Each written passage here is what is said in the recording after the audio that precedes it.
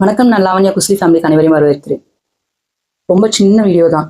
திரு விஜயபாஸ்கர் அவர்கள் அதிமுகல இருந்து விலகி நம்ம தாவேக்கால இணைஞ்சிருக்காங்க. அதுக்கான சில விமர்சனங்கள் முன்வைக்கப்படுது. அதை பத்தின ஒரு விஷயம். அடுத்தது, இந்த டிஎம்கே கொத்தூஸ்குள்ள ஒரு கொத்தூஸ் வந்து ரொம்ப பெண்களை இழிவா பேசி கேவலமா இன்ஸ்டால பதிவிட்டுக்கிட்டு இருக்கான். அவனை பத்தின ஒரு விஷயம். முதல் விஷயம், திரு விஜயபாஸ்கர் அவர்கள் அவ்வளவு ஊழல் பண்ணியிருக்காரு. அதிமுக இருக்கும்போது சுகாதாரத்துறை அமைச்சரா இருந்து குட்கா ஊழலை சிக்கியிருக்காரு. இவ்வளவு ஊழல்கள் அவர் மேல இருந்தும் இப்போ தாவேக்கால ஏன் இவங்களை எடுத்துக்கணும்? தாவேக்கா வந்து தூய சக்தி அப்படின்னு சொல்லிக்கிட்டு உள்ள வந்துட்டு ஆட்சி அமைச்சப்புறம் இப்போ இந்த மாதிரி இத்தனை பேரை சேர்த்துக்கிட்டு இருக்காங்க, ஊழல் செஞ்சவங்க எல்லாரையும் உள்ள சேர்த்துக்கிட்டு இருக்காங்க அப்படின்னு விமர்சனங்கள் முன்வைக்கப்படுது. இந்த விமர்சனங்களுக்கு அருண் ஐபிஎஸ் அவர்களை நியமனம் செஞ்சப்போவே நான் ஒரு வீடியோ போட்டிருந்தேன். அவருக்கு என்ன நிலைப்பாடோ அதே நிலைப்பாடு தான் இந்த விஜயபாஸ்கர் அவர்களுக்கும். தமிழக வெற்றிக் கழக தலைவரும் முதலமைச்சரும் ஆகிய நமது விஜய் அவர்கள் நிச்சயமா ஊழலுக்கு இடம் கொடுக்க மாட்டார். இதை 100% நம்பலாம். அது யாரா இருந்தாலும் சரி, பதவியில இருக்கிறவங்களா இருந்தாலும் சரி, பதவியை விட்டுட்டு நம்ம கட்சியில வந்து சேர்ந்தவங்களா இருந்தாலும் சரி, இங்க வந்த அப்புறம் அவருக்கு கீழே வேலை செய்ய ஆரம்பிச்சப்புறம் அந்த முதல் நாள்ல இருந்தே அவங்களுடைய பணி தொடங்கப்படுது. ஊழல் அப்படிங்கிற வார்த்தைக்கு இடமில்லாம வேலை செய்யணும் அப்படிங்கிறது தான் முதலமைச்சர் அவர்களுடைய கட்டளையும் நிபந்தனையும். இதை ஃபாலோ பண்ணாதவங்க கண்டிப்பா தூக்கி தூர எறியப்படுவார்கள். அது எவ்வளவு பெரிய மனிதராக இருந்தாலும் சரி. அதுக்கப்புறம் அந்த மாதிரி ஒரு விஷயத்துல மாட்டினாங்கன்னா அவருடைய கோபத்துக்கு ஆளாகாம தப்பிக்கவே முடியாது.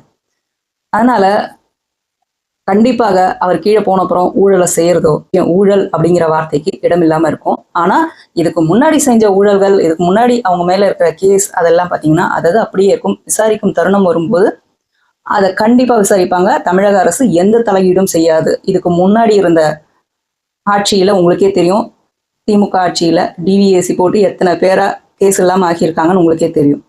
விஜயபாஸ்கர் போன்றவர்கள்லாம் உள்ள வந்து சேர்றதுக்கு கனிமொழி அம்மாலாம் என்ன நீங்க எங்களை வந்து வாஷிங் மிஷின் சொல்லுவாங்க.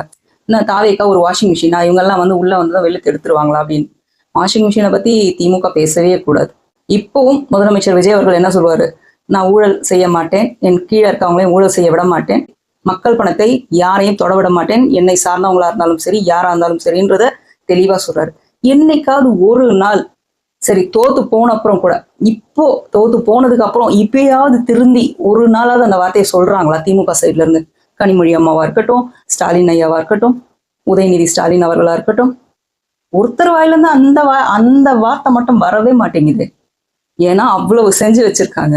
செஞ்சது ஒன்னொன்னா இப்பதான் வெளியே வந்துகிட்டு இருக்கு. அதனால கண்டிப்பா பேச மாட்டாங்க அதை பத்தி. இப்போ கூட பாத்தீங்கன்னா பொன்முடி ஐயா வந்து அவருடைய வழக்க தள்ளுபடி செய்ய சொல்லியிருக்காரு. எந்த விஷயத்துல? அந்த பெண்களை சைவம் வைணவம்னு பேசினார் இல்லையா, அந்த வழக்க தள்ளுபடி செய்யுங்க, இது ஓவரா வயசாயிடுச்சு, அதனால எனக்கு வந்து இந்த மனுவை தள்ளுபடி செஞ்சு கொடுங்க அப்படின்னு. வயசானா என்ன வேணா பேசிடலாமா? அதுவும் ஸ்டேஜ் ஏறி. நீங்க பொது வாழ்க்கைக்கு வந்த அப்புறம் உங்க வயசு அங்க பேசப்படாது. உங்க பொது வாழ்க்கையில நீங்க சேர்ந்த அப்புறம் உங்களுடைய வயசு 18க்கு மேல, 100க்கு கீழே, எப்படி இருந்தாலும் சரி ஒவ்வொரு வார்த்தையும் மக்கள் கவனிப்பாங்க. நான் தெரியாம சொல்லிட்டேன், எனக்கு வயசு அதிகமாயிடுச்சு அதனால சொல்லிட்டேன், மன்னிச்சிருங்கன்னு சொல்றது தவறு. அதை ஏத்துக்க முடியாது. பொது வாழ்க்கைக்கு முன்னாடி நீங்க என்ன வேணா பண்ணிருக்கலாம், ஆனா பொது வாழ்க்கைக்குள்ள மக்களுக்காக சேவை செய்யறேன்னு வந்தப்புறம் முடியாது. அதுதான் நீதிமன்றமும் சொல்லி அந்த மனுவை தள்ளுபடி பண்ணிட்டாங்க. எனக்கு முதலமைச்சர் விஜய் அவர்கள் மேல 100% நம்பிக்கை இருக்கு. இவர்களை தவறு செய்ய விட மாட்டார் அப்படிங்கிற விஷயத்துல. அடுத்த விஷயம் பாத்தீங்கன்னா, இந்த டிஎம்கே கொத்தூஸ், இவனை பத்தி நான் ஆக்சுவலி பேசவே கூடாதுன்னு இந்த 2 நாளா நினைச்சிட்டு இருந்தேன். இந்த நியூஸ் வந்து சில பெண்கள் வந்து கம்ப்ளைண்ட் கொடுத்திருக்காங்க கமிஷனர் ஆபீஸ்ல இவன் மேல. இல்ல ஒருமையில பேசுறதுக்கு மன்னிக்கவும். இவன் வந்து அந்த பெண்களை தொடப்பக்கட்ட அப்படின்னு சொல்லி இதையும் தாண்டி பல வார்த்தைகள் யூஸ் பண்ணியிருக்கான். அதெல்லாம் நான் இங்க சொல்ல முடியாது. அவ்வளவு கேவலமா ஆபாசமா பேசுறான். அவனுடைய way of expressing the words இருக்கு இல்லையா, அது ரொம்ப ஆபாசமா இருக்கு. அது ரொம்ப ரொம்ப ஆபாசமா இருக்கு. அந்த கெஸ்டர்ஸும் ரொம்ப ஆபாசமா இருக்கு. அந்த மனிதன் டிஎம்கே கொத்தூஸ்ன்ற பேர்ல என்னென்னமோ பண்ணிக்கிட்டு ஸ்டேஜ் ஏறிக்கிட்டு பேசுவான். நான் இப்படித்தான் பேசுவேன் அப்படின்னு பண்றான். அவனுடைய இன்ஸ்டாகிராம் போய் பார்த்தா அவர் வந்து பெரிய இன்ஸ்டாகிராம் செலிபிரிட்டி ஆயிட்டு வராருன்ற நினைப்பு.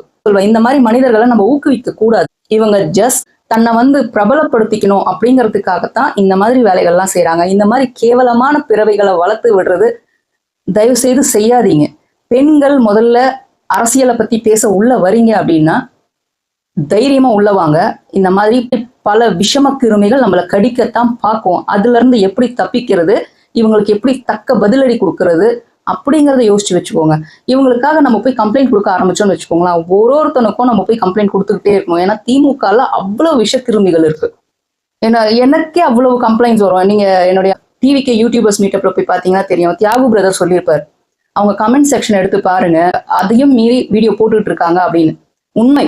நீங்க போய் என்னுடைய ஃபேஸ்புக் கமெண்ட் செக்ஷன்ஸ் போய் பாருங்க. அவங்களெல்லாம் வந்து நான் ஒரு ஸ்டேஜுக்கு அப்புறம் நான் பதில் கொடுக்கறதே விட்டுட்டேன்.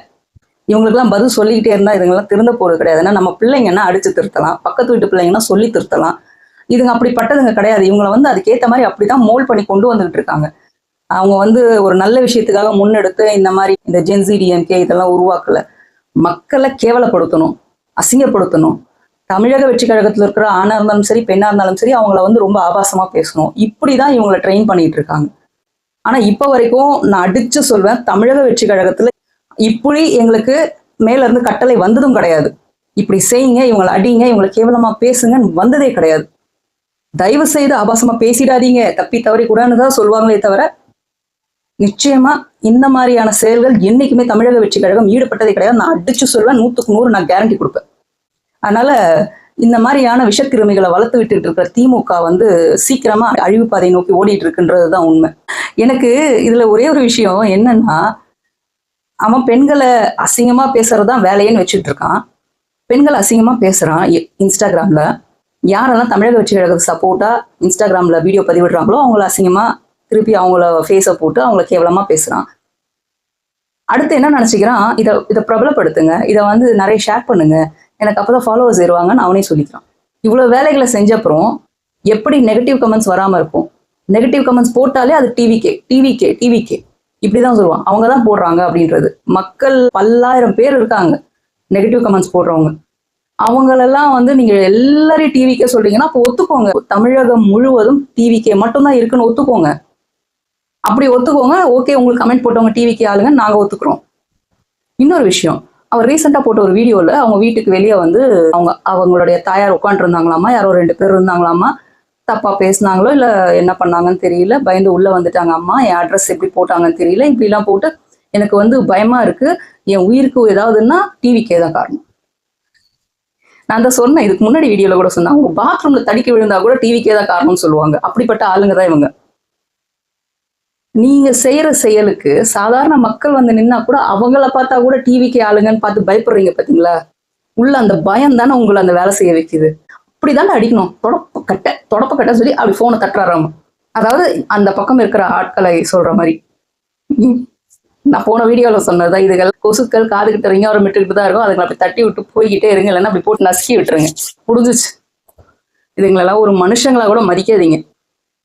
நீங்க ஒரு நல்ல முன்னெடுப்பு எடுக்கிறீங்கன்னா இந்த மாதிரி பல விஷக்கிருமிகள் வந்துட்டு தான் இருக்கும். அதுக்கு இந்த மஸ்கிட்டோ ரிப்பல்லர் மாதிரி இன்செக்ட் ரிப்பல்லர்லாம் இருக்கும்ல, அந்த மாதிரி ஒரு ரிப்பல்லர் போட்டு அடிச்சு விட்டுட்டு போய்கிட்டே இருங்க. இவ்வளவுதான். அவங்கள ஒரு மனிதனா கூட நீங்க பாவிக்க வேண்டாம். மற்றபடி அவனுடைய மற்ற பர்சனல் விஷயம்லாம் நான் பேச விரும்பல. அவனுடைய போட்டோ கூட நான் போட மாட்டேன். ஏன்னா என்னுடைய வீடியோல அவனுடைய முகம் காட்ட எனக்கு விருப்பம் கிடையாது. மேலும் பேசுவோம். நன்றி, வணக்கம்.